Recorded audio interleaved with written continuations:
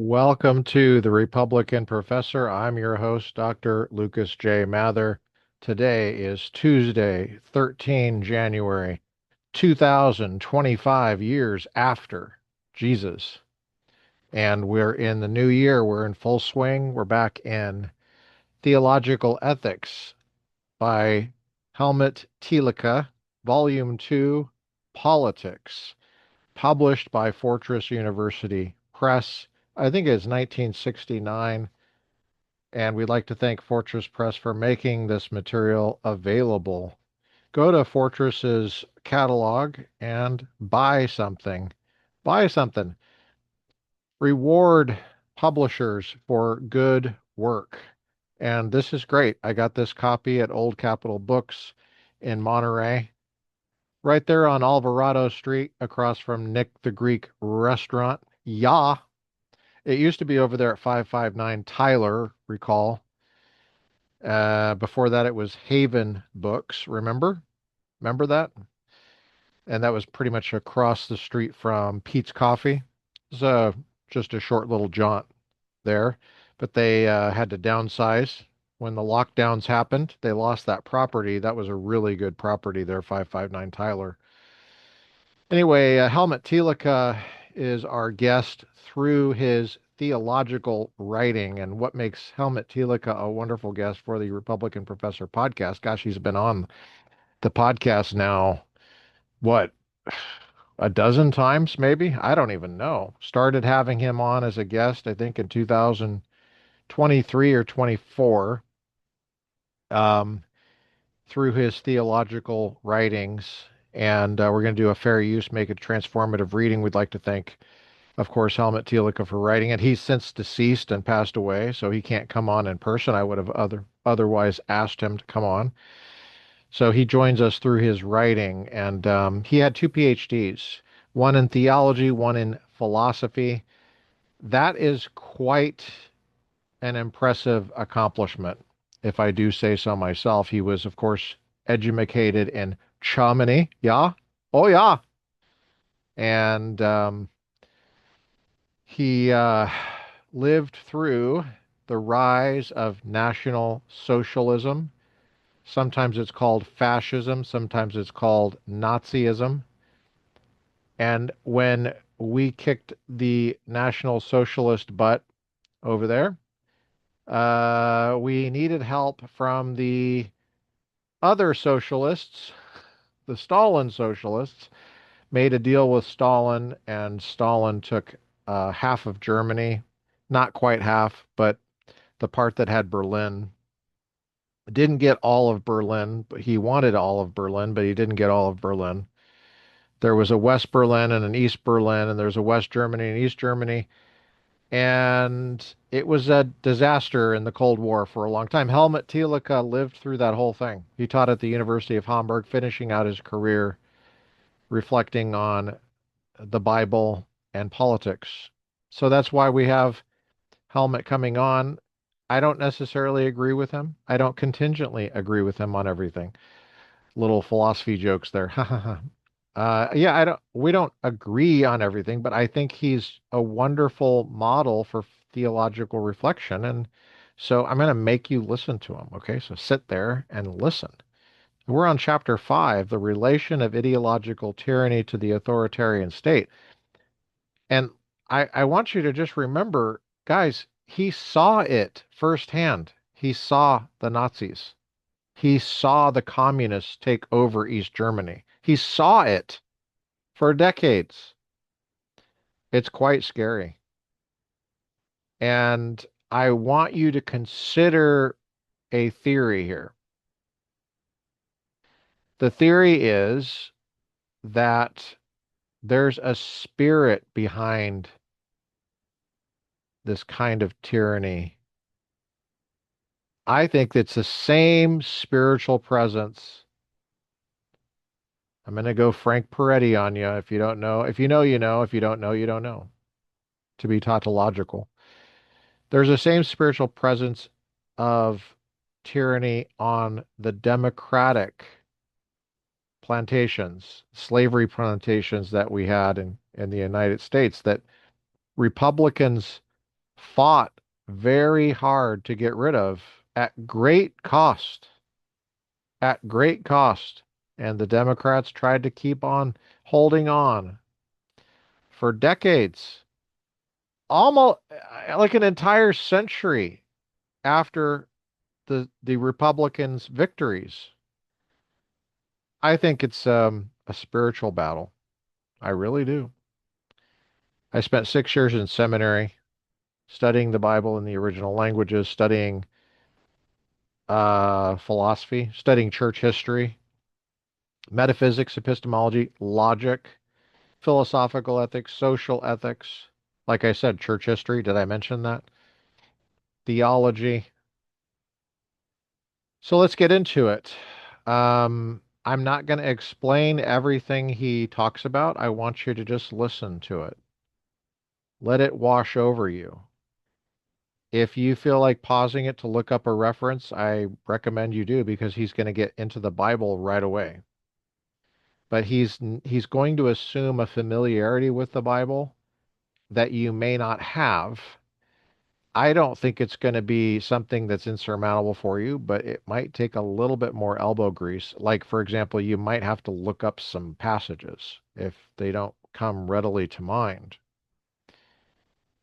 I'm excited about this. Let's get started. We're on page 53.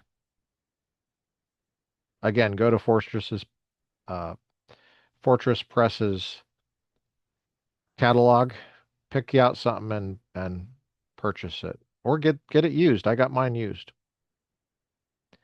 Revelation 13 as a model of ideological tyranny is the subtitle. The relation of ideological tyranny to the authoritarian state.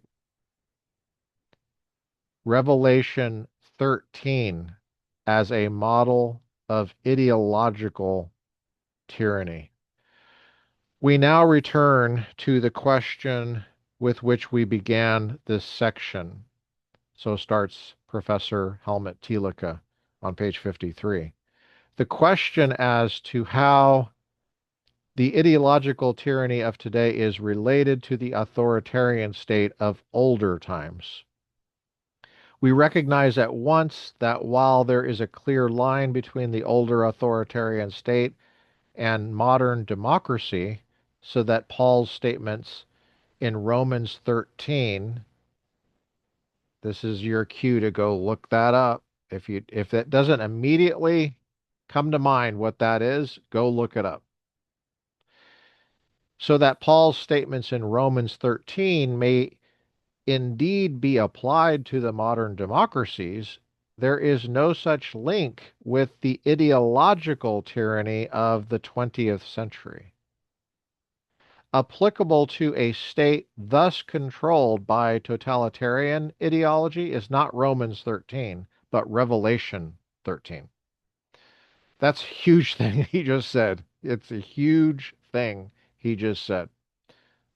Because Romans 13, taken by itself, has been used by Christians to just let the government do whatever the hell it wants to do. You will, it has been taken by the Christians that are statists, basically. That when you want to defend government action, you go to Romans 13. Because the language of Romans 13 can be read at first glance, possibly, to imply that there's no such thing as civil disobedience. There's no such thing as a situation where it would be appropriate to oppose government action or that where a situation where government could possibly have gotten it wrong. And it's a little jarring for Paul because he knows for a fact the Roman government gets it wrong. He knows for a fact not only that there are possible situations, but there are actual situations where the government gets it wrong. So, how to understand Romans 13 is something you're going to have to wrestle with commentaries, get the Greek text, learn Greek if you have to. I would highly suggest you learn Greek. and you deal with it. And when I was in seminary, I had to take exegesis of Romans. So I had to deal with this in seminary. As an undergraduate, I never took Greek, but it was offered. I just didn't have, it wasn't offered at a time I could take it because I was working full time. And Greek was always offered 3 days a week during the day. And I was working. So I could only take classes at night. Um, but I would highly recommend you go to the Denver Journal and especially older issues, look up the bibliography and you can get the suggested commentaries and they're ranked. In other words, the ones they highly suggest will have an asterisk next to them. At least that's how it used to be. So, for example, you want to get the classic Roman commentary on by Cranfield, and you want to make sure you get the right one. Get the advanced one. If you know some Greek and you have some facility with Greek, the advanced one in Cranfield is a great place to start your reflection on Romans 13. There's ones by Doug Moo. Douglas Moo is a great. It's intermediate, and I'm there's resources like that, and of course there's journal articles. If you're a seminary student or you know somebody that's a seminary student, you want to pass this on. That's a great resource. Revelation 13, Helmut Thielicke continues, stands in antithetical correlation to Romans 13. Though it uses mythical materials, the actual historical background is clearly that of imperial Rome, a state which, since it regards itself not merely as a state, but also as a religious institution dispensing salvation, displays unmistakable ideological and totalitarian features. The question thus arises as to the degree to which this interpretation of Rome may be applied to the understanding of modern ideological tyranny without doing violence to the historical setting of the particular passage. I want to say right now that one of the puzzles of these two paragraphs so far is that both of these passages, Revelation 13 and Romans 13, I mean, the word Romans is in the it's in the citation. Aren't they both referring to Rome? So it's a little puzzling. I'm not sure he does a very good job of clarifying um, when he talks about the authoritarian state of older times and Revelation 13. I'm not sure he's done that good of a job in these first paragraphs just so far, but let's keep going and see if there's more. At first point, yes, I have read this several times, so don't worry. I'm just trying to teach through it. A first point in reply is that Revelation does not describe the Roman Empire after the manner of a chronicle. What it offers is a theological interpretation. But to interpret a historical phenomenon theologically is to understand it in such a way as to show its significance as a typical case in the history with God. This history with God is the movement of the divinely created world between the fall and the judgment. It is thus a story of repeated preservation and revolt, a history of the orders and their repeated perversion. Whereas Paul interprets the empire in such a way as to disclose it the features of a provisional order of divine preservation, Revelation sees this same empire from a different angle. Okay, now, very good. Very good. I'm glad we've covered the provisional nature of government as a biblical understanding of the authority of government in prior episodes. You'll want to check those out. And on YouTube, I think I'm just going to make a playlist of Helmut Thielicke at this point. I probably should do that. Theology is right now it's in the Theology and Politics playlist on YouTube. And Apple Podcast doesn't have any such playlist options. So, um, I'm back. Sorry, I had to get some more water and I had to do a task uh, really quick, but I'm back. Sorry about that. Not that you even noticed because I just paused. So what am I apologizing for? I'm the one that got paused there. Okay, so we were on the bottom page 53. I'm just going to read that sentence again that we were on. Whereas Paul interprets the empire in such a way as to disclose it in its features of a provisional order of divine preservation. That's the Romans 13 reference, which seems to preclude any civil disobedience at all. Revelation sees this same empire from a different angle. Here, the state throws off its provisional character, its commission, its relativity, and proclaims itself to be definitive, absolute, Lord by its own grace. Now, the state as such, we're on the top of page 54, is undoubtedly capable of such self-proclaimed emancipation. The particular circumstances which obtain at a given time merely serve as an occasion. That to which they gave rise accordingly has within its tendencies of a supratemporal nature. What is involved, therefore, is really an original model that persists, that presses for repeated manifestation in succeeding periods. It is probably because of this supra-temporal character of his particular historical model that the author of Revelation borrows terms and figures from Near Eastern mythology and from the emperor cult.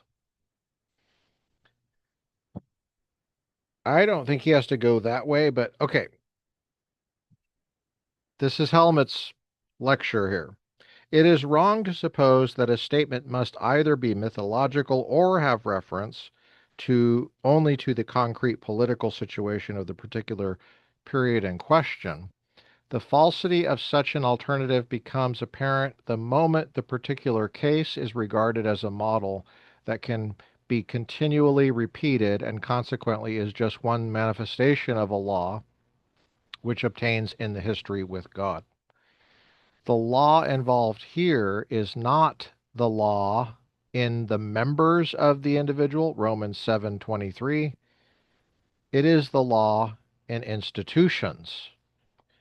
The mythological language of Revelation is thus a stylistic reflection of a particular understanding which affirms the presence of the supratemporal in the particular temporal phenomenon being analyzed. In this connection, we are reminded of the neat definition of myth by Nicholas Berdiev. Myth is no fiction, but a reality. It is, however, one of a different order from that of the so-called objective empirical fact. Myth is the story preserved in popular memory of a past event. It transcends the limits of the external objective world, revealing a subject-object world of facts. You can tell he's German, right? The reason I want this to kind of wash over you is you also get a feel for what German scholarship sounds like, and there's a familiar there's a familiar cadence and language. The vocabulary is very similar. Um, it's just how they talk, man. It's sometimes it's a little frustrating, but if you listen, you can get something out of it. You might not agree with it, but it's oftentimes insightful. From this standpoint, we are justified if in the model depicted by the author of Revelation, we look for those characteristic features which we have seen to be the hallmarks of ideological tyranny.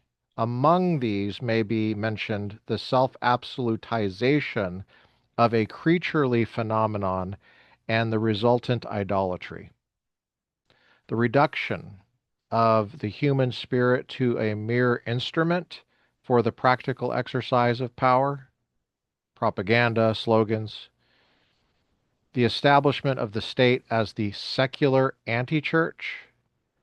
Does that sound familiar? See, I told you. I told you. Listen carefully. The establishing of the state as the secular anti-church and the depersonalization which turns anthropology into zoology. We've seen that. Definitely. It's in the K through 12.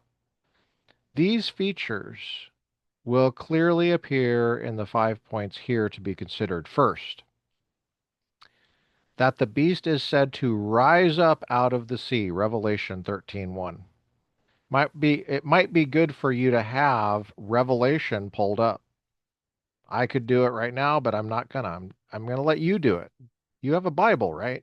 Get a physical Bible. I don't want you to have to rely on screens, man. You know what I mean? You see this screen I'm reading? This is a physical book. I'm holding it in my hand. It's paper, it's ink. Nothing can get between me. Zuckerberg's not between me here. There's not ads popping up.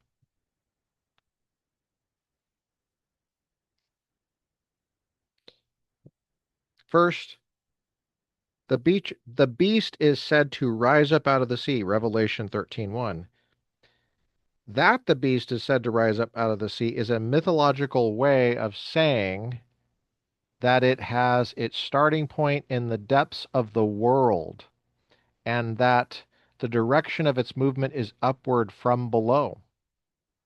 There is a demonic kind of contradiction between the beast's origins from below on the one hand, and on the other, it's speaking with authority as from above. Its adornment with the insignia of divine power, horns and diadems, and its ability to make fire rain down from heaven, Revelation 13:13. In this coming up out of the sea, there is both a reference to something contemporary and a symbol of something supra-temporal. On the one hand, the sea lies to the west, where Rome is. In this sense, there is expressed a specific historical and geographical actualization of the Antichrist. On the other hand, the sea from which the satanic beast rises and on whose shore it stands, that's in 12:17, chapter 12, verse 17, is at one and the same time both a mythological concept for the sea of nations and a symbol for the depths or the bottomless pit. That's 11, chapter 11, verse 7. For the coming which is from below. Page 55, just past the middle. That which in this figure purports to be more than a mere world, that which dominates men totally, i.e., both politically and religiously, and ascribes to itself divine attributes, thus derives from the depths of the world.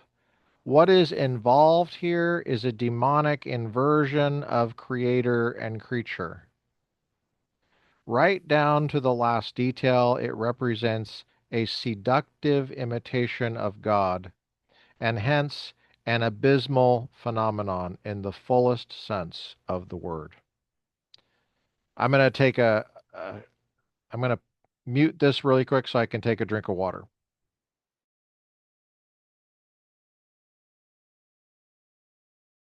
We got some global warming happening out here in California.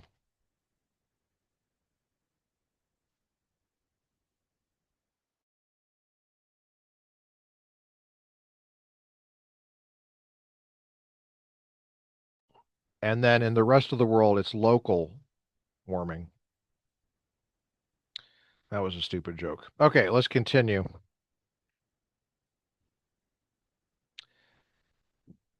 Because this is a typical event, however, a case within the history with God, the power of this totalitarian state does not fall completely when the tyrant or emperor falls, referencing Revelation 13:3, verse 12, chapter 17, verse 8. It may receive mortal wounds, but the system recovers because it is merely representative of an original figure, a primal tendency in the history of revolt. Wounds of the system may impair a particular institutional or individual representation of it, but they do not affect the root. Seen from the outside, what transpires is a kind of resurrection from the dead. It's talking about satanic fighting with what God is doing in the world. When he says revolt, he means revolt against God. Page 56 at the top. Actually, though, it is another instance of the theological imitation of divine reality and anti-Christian parody. Second, the state sets up by this beast is bestial as regards the way in which it exercises its power. It can be described only in terms of the wild beasts, the leopard, bear, and lion. That's Revelation 13:2. Moreover, the list of animals ties in with the symbolism of Daniel 7, where the four beasts signify four kingdoms. But even as geography is mythically transcended, so is zoology. The wild beasts are merely vassals of the dragon. Revelation 13:2. Thus, the state has become the representation, the representative of a chaotic and inhuman power, the perpetrator of terror and deceit. It is no longer a power commissioned for the sake of order. It is a revolt against all order. It is organized chaos, though it gives the impression of order by the strictness of its organization. By regulating and regimenting all things, and he's referring to Revelation 13, verse 7, and then also verses 16 through 17. And in many other ways, it disguises its real nature. Page 56 in the middle. The bestial and inhuman form of this exercise of power degrades those dependent on it to the level of mere objects. They are no longer persons participating in the affairs of the state. They have become mere functionaries. They can do nothing on their own initiative as personal subjects. They cannot even buy or sell. See chapter 13, verse 17 of Revelation. Incidentally, it's revelation, not revelations. It's revelation singular. They operate wholly under orders. They have no individuality. They are defined exclusively in terms of their functions within the state. Man, this guy, you can tell, dude, you can tell this guy has lived through National Socialism. He's lived through communism. He's seen it. I mean, he was in West Germany, but he saw it. It's right over there, East Germany. Oh, I love his writing. I'm not saying I agree with everything he's saying about Revelation. Revelation is a squirrely book in the Bible, man. I think one of the best teachers on Revelation, though, if you ever get a chance to take a course on Revelation, I'm just going to throw a name out there, Kevin Bywater. Kevin Bywater does excellent teaching on the scriptures. Um, I was really blessed by Richard Bauckham's little book on Revelation. If you want to check that out, it's a short book. It's very substantive. It's thought-provoking. I'm telling you. But in any case, we did a CBS study on Revelation 2 years, I think 2024, 2023, 24. CBS is a community Bible study. I have one tonight. I got to finish this and go. We're doing the Psalms this year. We meet at Old Town Orange, Calvary Chapel in Orange. Okay, it's a great group of guys. Most of them are older than me, retired. Now,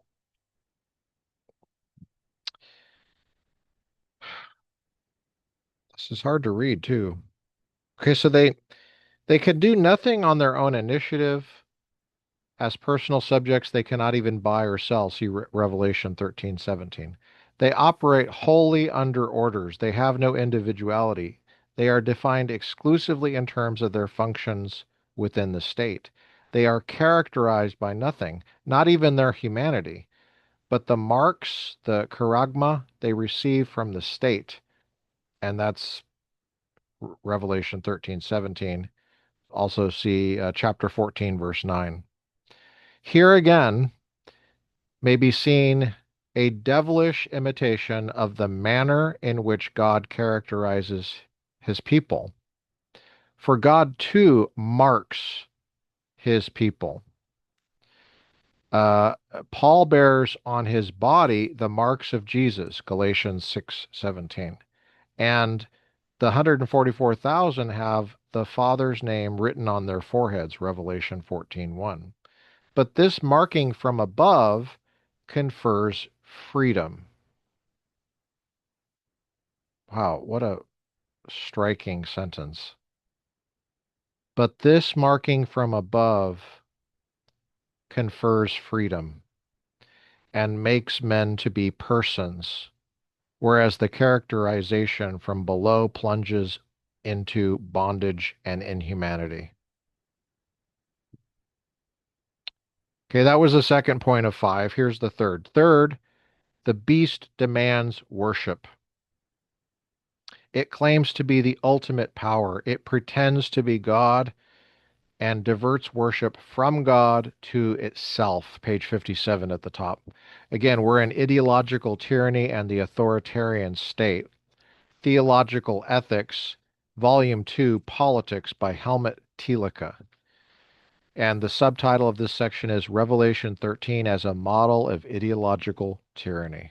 We'd like to thank Fortress Press for making this material available. Go to Fortress Press's catalog and pick you out something and buy it or get it used. Get it used. I got this used at Old Capitol Books in Monterey, California, on Alvarado Street, right across from Nick the Greek Restaurant. Of course, Old Capitol Books used to be in 559 Tyler, pretty much across the street from what is now Pete's Coffee.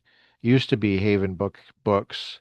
Then they lost that property during the satanic ideological tyranny of the lockdowns. Oh, sorry, but I digress.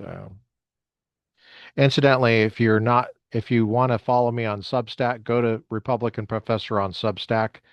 I talked about the lockdowns today, sharing with you a resource from some pretty highly credentialed people, sharing some things that might be enlightening and interesting to you. And I usually do very short Substack posts, although some of them are quite long, but the short ones are probably 85, 90% of them. I don't do more than one a day. Typically, I do several in a month, so it's not overwhelming to your inbox. But sign up on the Republican Professor Substack if you want to get little nuggets here and there of whatever I'm thinking about. Okay. Um,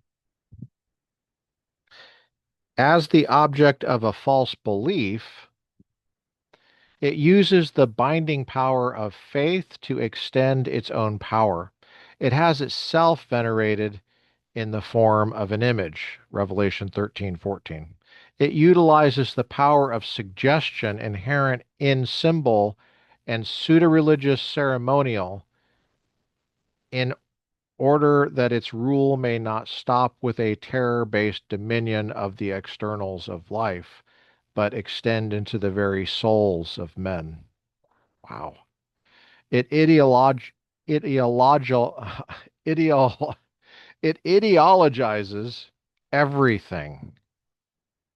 There is nothing one can do, not even such ordinary operations as buying and selling, without serving its ideological power, Revelation 13:17, without taking sides either for or against it.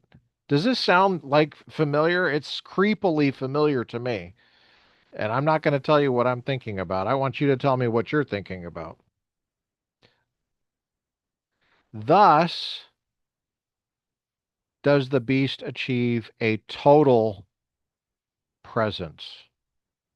There are no spheres outside its reach. And here again, what is involved is an imitation of God, this time of his omnipresence. Here again, it is a case of parody. When those who succumb to its ideology ask, who is like the beast and who can fight against? From Revelation 13:4. There is the suggestion of a diabolical parallel to the attempts of man to oppose God. See Daniel 5:23, chapter 11, verse 36. See Psalms 109, verse 3, Acts chapter 5, verse 39. If you didn't get those, rewind those and write them down. Rewind, write it down. Or to the devout question of the righteous, who is like thee, O Lord, among the gods? Lowercase g. That's from Exodus 15:11. Or to the cry of thanksgiving, O Lord, who is like thee? Psalm 35, verse 10. Cultic and political ceremonial is the mark of a state which seeks more than mere rule by outward terror. They represent the state's takeover of old liturgies under new rubrics. Indeed, they become the instrument of its ideological power. That was the third in five. Here's the fourth point here. And what are these 5 points again? Go back to page 55. These features will clearly appear in the 5 points here to be considered, the features of the beast. Okay, satanic, the satanic supratemporal, that is the supernatural. It's otherworldly. It's not bound by historical convention or locality. It's not human. It's demonic. And it comes into ideological tyranny in human government. Okay, it's he's laying the framework here for how one could resist government if it's overreaching and if it's not, if it's satanic, basically. um, Not to put too fine a point on it, but fourth, this concentrated application of totalitarian power does in fact accomplish incredible things.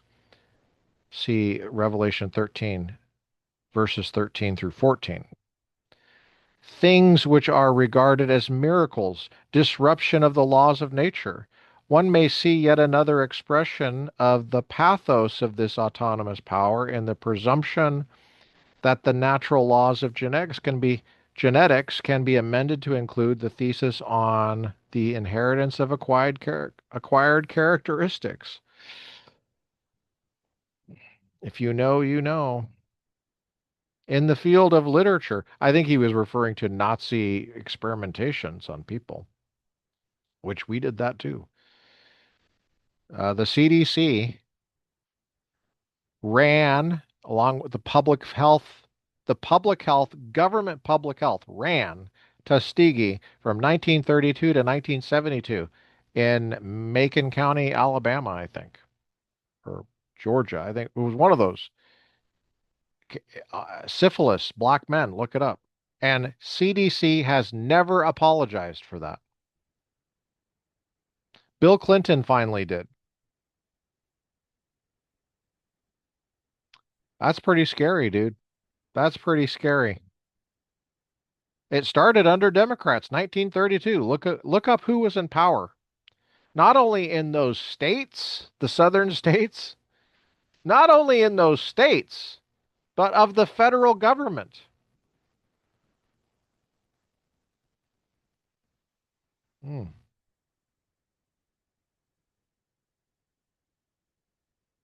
There was a Republican president in 1932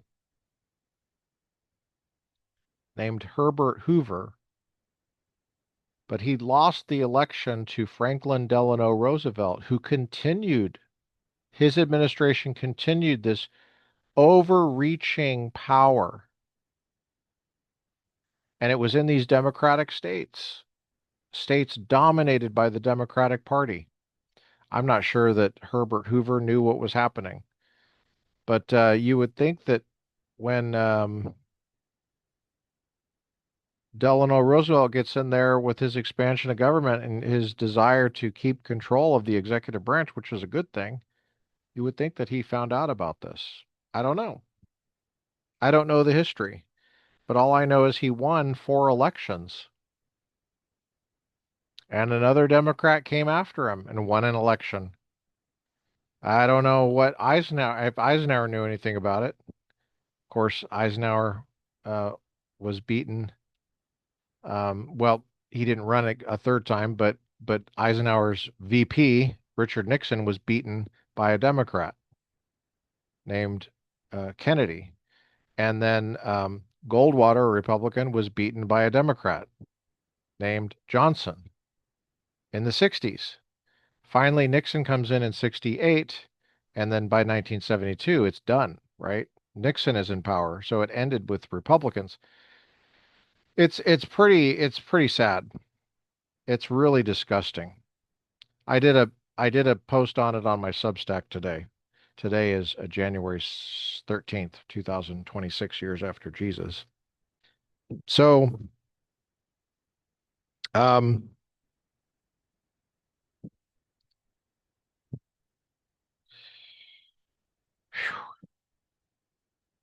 yeah, one may see yet another expression of the pathos of this autonomous power in the presumption that the natural laws of genetics can be amended to include the thesis on the inheritance of acquired characteristics. In the field of literature, too, authors have repeatedly made reference to this passage in describing the capacity of anti-Christian power to accredit itself by miracles, be they social miracles or the miracle of international peace. Incidentally, as far as a Tuskegee reference, just thought about this. Look up the 29 November 2021 Informed Dissent podcast episode with Dr. Peter McCullough. And I believe it was Peter McCullough's story that I'm referring to. Okay. That episode is called something about Omicron. They were talking about the Omicron variant and how it rose out of the actually people who had been vaccinated. That was where Omicron was first detected. And that so the 29th of November 2021 Informed Dissent, you're not going to find it on YouTube. YouTube did not allow that at that time. So you will find it on Rumble. Look up at Rumble and you'll find it. The Informed Dissent people, I'm a big fan of them. They follow me on Instagram. So I have at least 2 followers on Instagram. The problem with the Informed Dissent people is they started charging for their episodes. They used to be free on Apple Podcasts, then they took the earliest episodes off, like the first several years off, and now they only have up to a year. So I think you might be able to, I don't know, I haven't paid them anything to get access.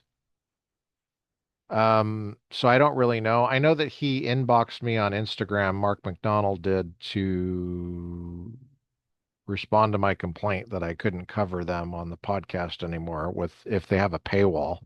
I have to be able to refer to stuff that's publicly available so that other people can verify my footnote. Anyway, it's a basic issue of scholarship, and apparently went in one ear and out the other with them. But I'm working on them. I'm trying to get them to make that available. We might have gotten through to the Capitol Review people. Man, they were a real piece of work too. They kept taking their episodes down from Apple Podcasts after like 90 days or something. I'm like, what are you doing? You have to, people have an attention span.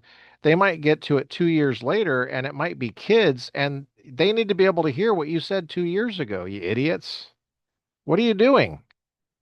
And if I write a Substack referring to your episode and you take it down in 90 days, how are people later who stumble upon that going to reference my footnotes? Hello? Hello? David Bonson. Hello? Anyway, I made some comments about that. They might have been listening because now they have the episodes on YouTube and they're not taking them down. So good. But informed dissent, I can understand they would be censored on YouTube because they're dealing with the mark of the beast stuff. And YouTube is part of the beast. Man, we're on the beast platform right now. Yeah. By the grace of God, we're going to continue. This might be taken down. Who knows? We'll find out, I guess, huh? Anyway, daggum Democrats, man. I don't like to I don't like to talk to you mediated by Democrats. That's what's happening. That's what's happening. Same in a college classroom. Same as a college classroom. Let's keep going.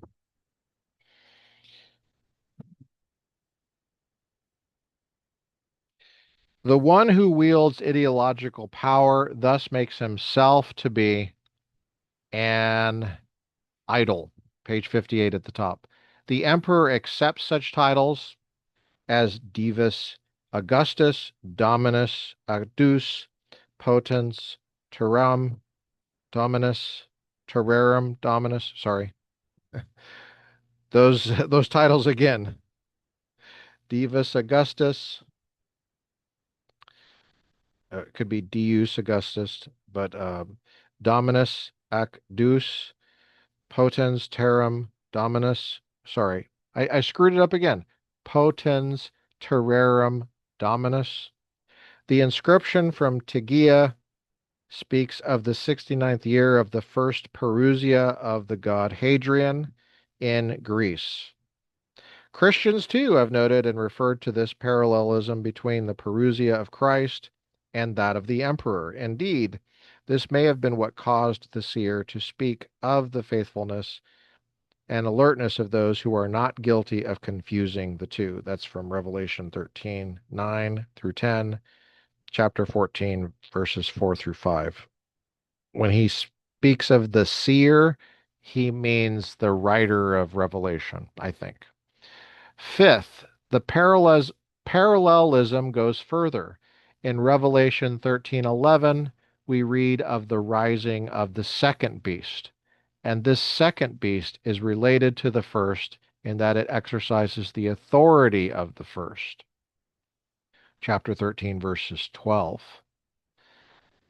But it is also distinguished from the first in that it has no power of its own. It is merely an instrument. Its impotence, again, in devilish imitation of the figure of Jesus Christ, is expressed in the fact of its similarity to the Lamb. Hadorn rightly sees here an allusion to the false prophet the false prophets criticized in Matthew 17:15, who come to you in sheep's clothing, but outwardly are ravenous wolves. Satan disguises himself as an angel of light. 2 Corinthians 11:14. He dons the mask of ancient symbols in order to turn their meaning inside out, transforming it into its very opposite. He knows the power of the image and he uses it accordingly, either by cloaking himself in old images, such as that of the Lamb, or by creating new ones. See Revelation 13:14. Under the mask of the Lamb, however, it is really the dragon which speaks. See Revelation 13:11. It speaks. This is a reference to the way in which the second beast exercises authority in the name of the first. It speaks in the other's name. Even a scholar like Hadorn, who keeps so closely to the historical background of Revelation without looking for modern applications, takes upon his lips the modern word propaganda to describe the function of this second beast. There's a footnote there, and the parallelism in technical language between the cult of Christ and the cult of Caesar is extensively demonstrated in concrete detail in Adolf Deisman, Light from the Ancient East, New Testament illustrated by recently discovered texts of the Greco-Roman world. And that is 1923, 1927 in the German edition. Oh, sorry, 1923, the German edition. New York is the 1927 edition. The guy Hadorn he's referring to is in German, so good luck with that. 1928. All right, page 59 at the top. It is like the first beast and having a great mouth, chapter 13, verses 5 and 6. At any rate, this second beast, which has been called the prophet of Antichrist and the state priest, has the special task of using the word in the service of state tyranny. This is what gives it its relationship to spirit, albeit a perverted relationship. It has a task wholly in keeping with its ideological state, namely the task of imparting spirit to the man's spirit, of taking over at the level of imagery, the imagination, mind, and will of those dependent upon it. See chapter 13, 14 through verses 14 through 15. The image involves the power of suggestion and of terrifying constraint. It has spirit. It has the power of speech. 13, verses 14 through 15.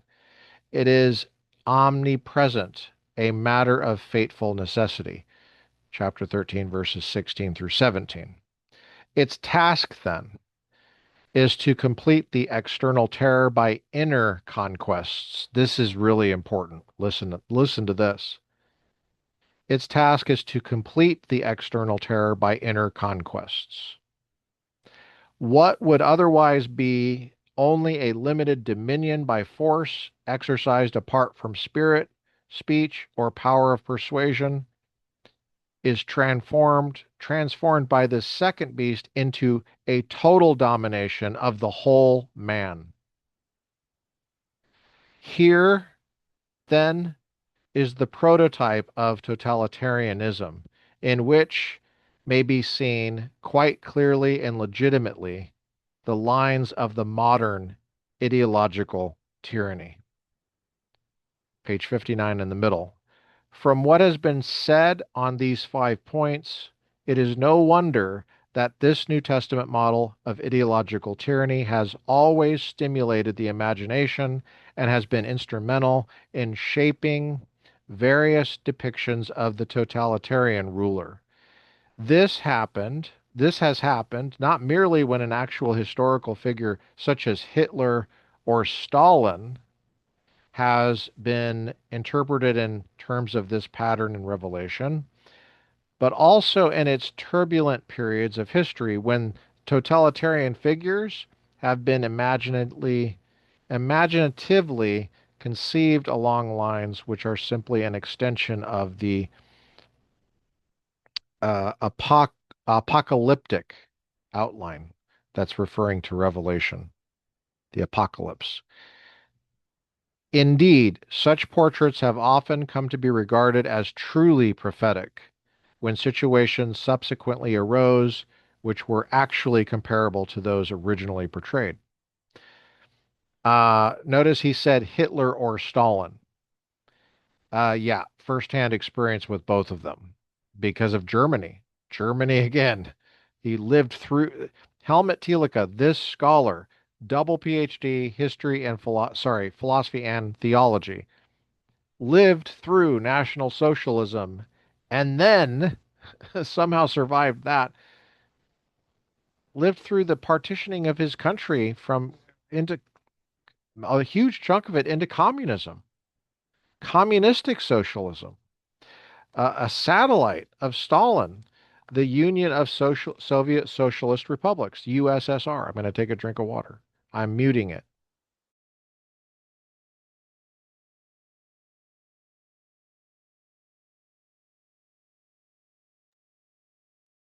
Okay. Yeah, this happened not merely when an actual historical figure such as Hitler or Stalin has been interpreted of this pattern of revelation. Okay. Thus, young Stilling, which looks like Jung, has an astonishing description of this kind. Quote, he is the man of sin who will be king, will set himself up in the temple of God and seek to gain dominion over the whole world, partly by force and partly by political means. He will exalt reason above everything, and his own reason will be his God, which all must worship and adore in him. Moreover, he will introduce a public cult or worship which will inevitably be military in character. He alone will always be right. He will be a man who opposes both God and men. Let's see this footnote here. He's interacting with the Greek. And okay.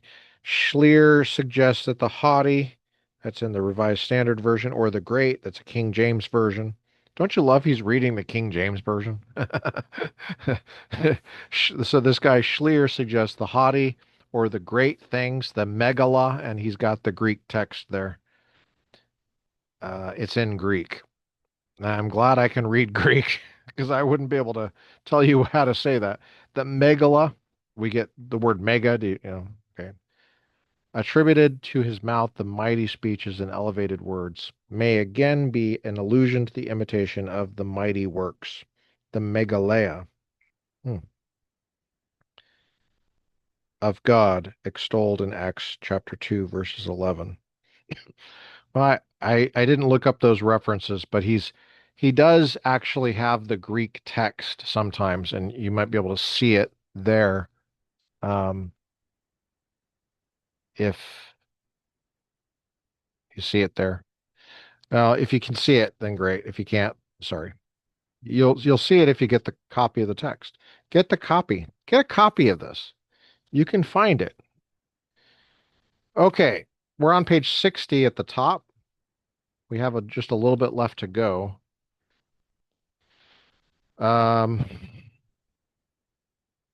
okay. Where did we leave off? Okay. Moreover, he will introduce a public cult or worship which will inevitably be military in character. He alone will always be right. He will be a man who opposes both God and men.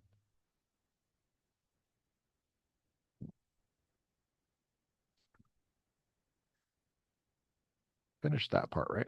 Yeah.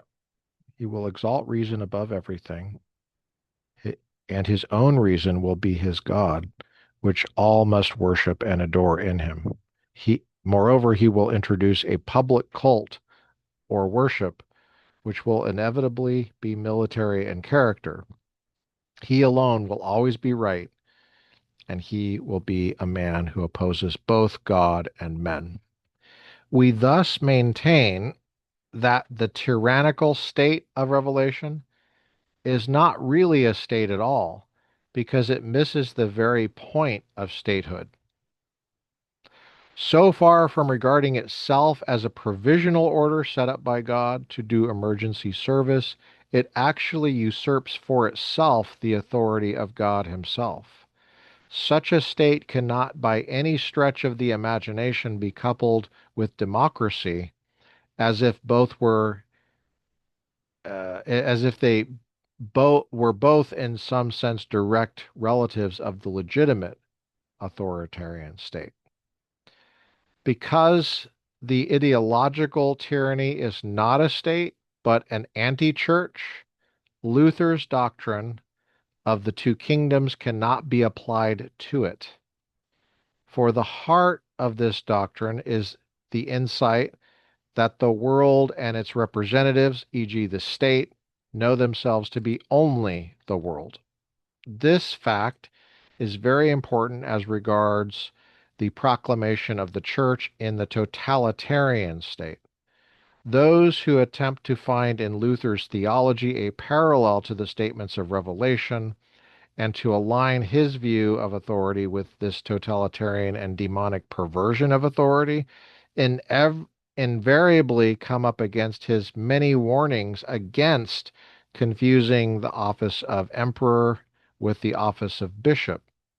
The former is restricted to the temporal sphere of ruling over bodies and must under no circumstances claim authority over souls. The emperor's sphere is solely that of the second table of the law. It's referring to the Ten Commandments, the commandments 5 through 10, beginning with the commandment about honoring parents. Okay. Maybe 4 through 10. 5 through 10. Honor your father and mother, murder, steal, adultery, bear false witness, covet. 5 through 10, I guess. Hmm. Maybe 4 through 10. Yeah. Well, no, no. Okay, so 4 is Sabbath, right? Okay, yeah, so 5 through 10. Um, the emperor's sphere is solely that of the second table of the law, beginning with the commandment about honoring parents. He cannot be above it unless the devil leads him. He has no business in the first table, for here God alone rules. The soul is not under the authority of Caesar. Well, I guess that pretty much solves all the Sunday closing laws in that case, which is a huge issue in American politics over the history. I want you to see on this point the work of Vincent Philip Munoz and his books on God and the founding, which we covered on this podcast in 2022 or 23. I can't remember. I think it was 2022. At this point, the two kingdoms must be kept distinct. Hold on a sec. The soul is not under the authority of Caesar. At this point, the two kingdoms must be kept distinct. The temporal kingdom is only world. Let's talk about Luther's two kingdoms, Martin Luther. It must not take on sacral significance or equip itself with the dynamic, or as we might say today, the fanaticism of a religious sense of mission. It must not become an idolatrous imitation of the kingdom of God, a pseudo church.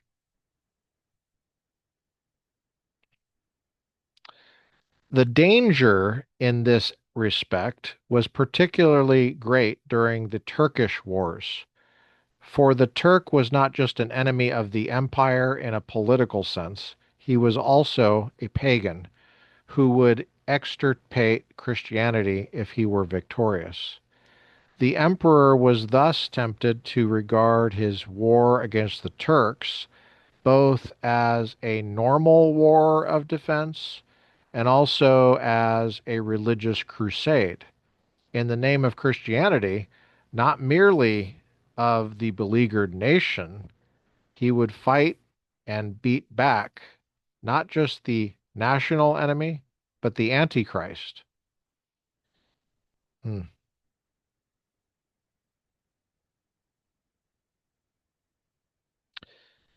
Yeah, that's interesting. I mean, Germany,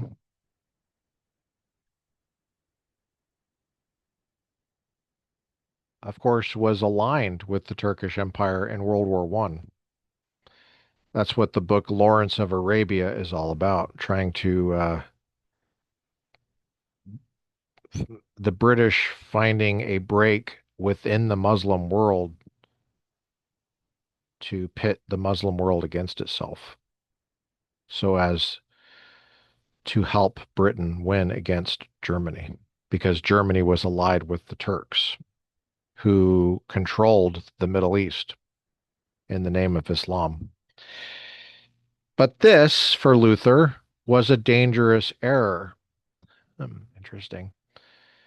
For in the first place, the church's task, I mean, I've read this like multiple times, but I still always get something out of it. It's interesting. But this for Luther was a dangerous error. For in the first place, the church's task is not to maintain itself by force, but to undergo the suffering of the cross. Hence, the kingdom of God can be neither extended nor defended by weapons, except to the detriment of the church in respect of its task and its promise. In the second place, that's if you assume Luther's two kingdoms. Okay. In the second place, it would mean that the temporal kingdom would be overstepping its bounds. So, so to overestimate human power, particularly as represented in the emperor, would be to exalt it religiously to the point of idolatry, to the hurt of the state as well. This is why Luther has a passionate interest in distinguishing between the two kingdoms and between law and gospel. Obliteration of the distinction leads to falsification on both sides.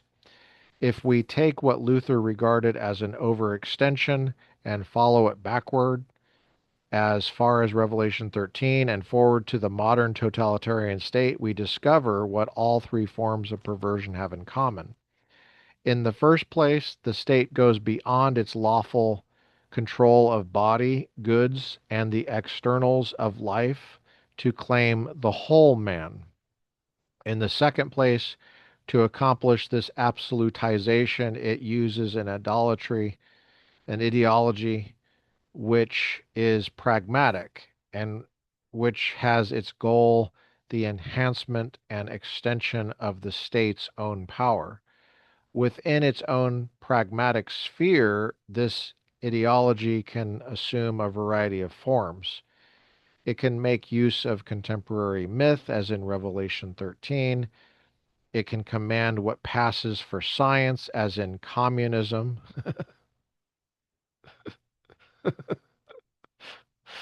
uh, I'm laughing because of the last 5 years or the last 6 years since 2020. It can command what passes for science, as in communism. Yes, he did publish that in 1969. It can either make use of existing religious institutions or else synthetically construct spiritual edifices of its own, as in National Socialism. Notice he's referring to communists and National Socialists, Communist Socialists and National Socialist Nazis, both evil. It can even use the gospel itself, as did the Crusades ideology in Luther's judgment. That's if Luther was correct, which is a different topic. We're not going to get to that today. Ah, I know. You can't cover everything all the time. I'm looking at the footnotes. Christianity, too, can become an ideology, which is the topic next time, by the way, and be used to maneuver men into bondage instead of setting them free in the truth. Page 62 at the top. That's the end of that section. The next section is called the demonism of ideologized Christianity, because he thinks that you can see this in Europe and the state churches. Very important for what we're getting into um, in American politics, because we tried to avoid that in American politics with the Constitution. Okay. This is the Republican Professor podcast, Tuesday, January 13th, 2026, years after Jesus. And we appreciate you tuning in with us. And that is the royal we, ironically, given what I just read from Helmut. And so thanks for joining me. I'm just making a note that today was 13 January 2026, years after Jesus. And I want to thank Helmut Thielicke for coming on today. He didn't have a choice. We forced him to come on the podcast. But thank you anyway, Helmut. We'd like to thank Fortress Press for making this material available. Go to Fortress Press's catalog, throw some money their way, or just get it used. Make sure you get a physical copy of this so you can follow along. It's a wonderful exercise in theological reflection on politics, and we've been interacting with Theological Ethics, Volume 2, Politics by Helmut Thielicke. Fortress Press, 1969. Helmut Thielicke, having lived through Nazism, that is National Socialism of the left, and Communist Socialism, also on the left, both distinct from our wonderful form of government here in the United States in the Constitution, which is under attack by left-wingers, socialists, and needs to be defended. We'll talk to you next time. I've been your host, Dr. Lucas J. Mather. God bless.